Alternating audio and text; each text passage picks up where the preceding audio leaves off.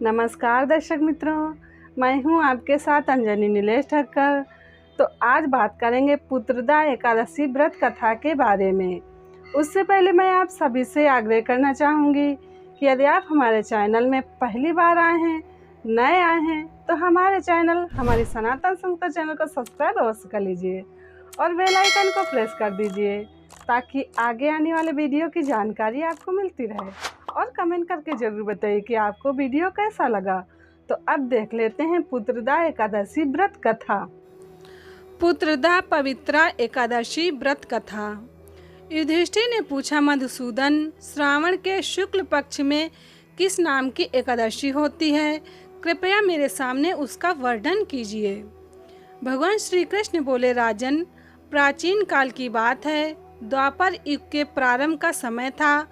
माहिष्मतिपुर में राजा माहिजित अपने राज्य का पालन करते थे, किंतु उन्हें कोई पुत्र नहीं था, इसलिए वह राज्य उन्हें सुखदायक नहीं प्रतीत होता था। अपनी अवस्था अधिक देख राजा को बड़ी चिंता हुई। उन्होंने प्रजा वर्ग में बैठकर इस प्रकार कहा, प्रजाजनों, इस जन्म में मुझसे कोई पातक नहीं हुआ है। मैंने अपने खजाने में अन्याय से कमाया हुआ धन नहीं जमा किया है।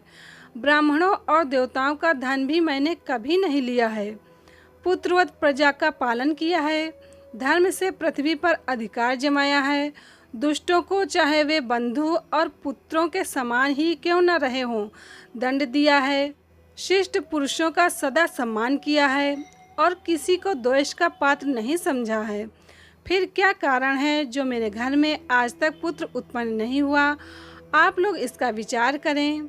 राजा के ये वचन सुनकर प्रजा और पुरोहितों के साथ ब्राह्मणों ने उनके हित का विचार करके गहन वन में प्रवेश किया। राजा का कल्याण चाहने वाले वे सभी लोग इधर उधर घूमकर ऋषि सेवित आश्रमों की तलाश करने लगे। इतने में उन्हें मुनिश्रेष्ठ लोमश जी के दर्शन हुए। लोमश जी धर्म के तत्वज्ञ, संपूर्ण शास्त्रों के विशिष्ट विद्वान, दीर्घायु और महात्मा हैं। उनका शरीर लोम से भरा हुआ है। वे ब्रह्मा जी के समान तेजस्वी हैं।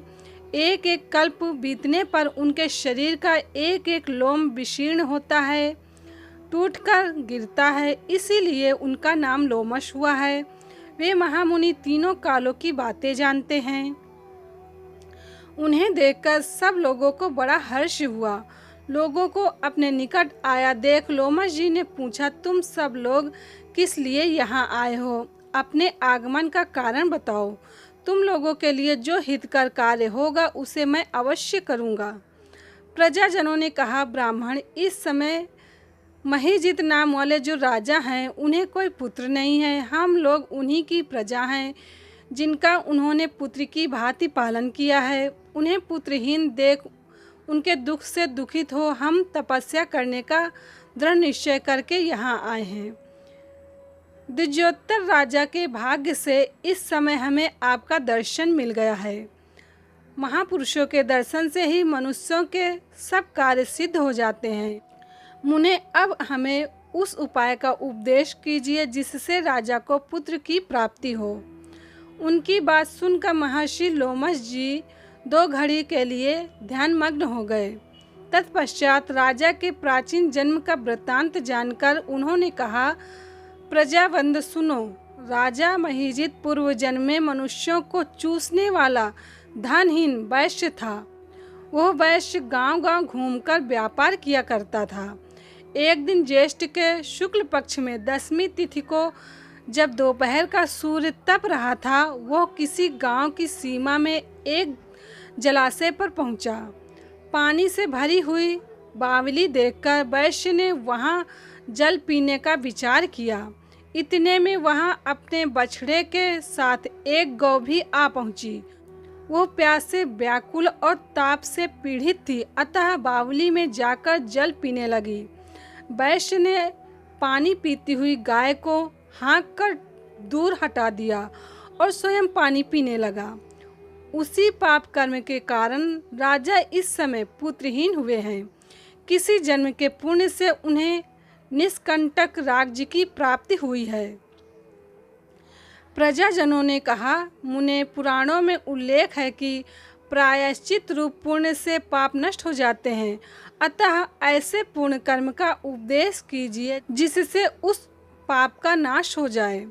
लोमश जी बोले, प्रजाजनों, श्रावण मास के शुक्ल पक्ष में जो एकादशी होती है वह पुत्रदा के नाम से विख्यात है।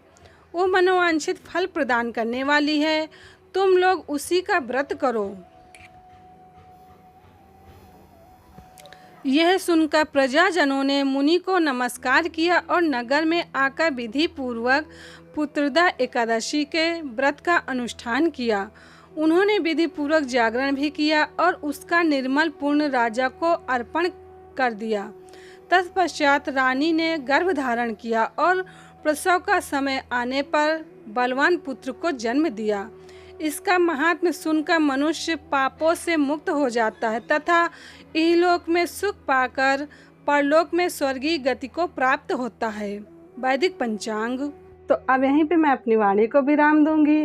अगले वीडियो में नई जानकारी के साथ फिर मिलेंगे। तब तक के लिए नमस्कार।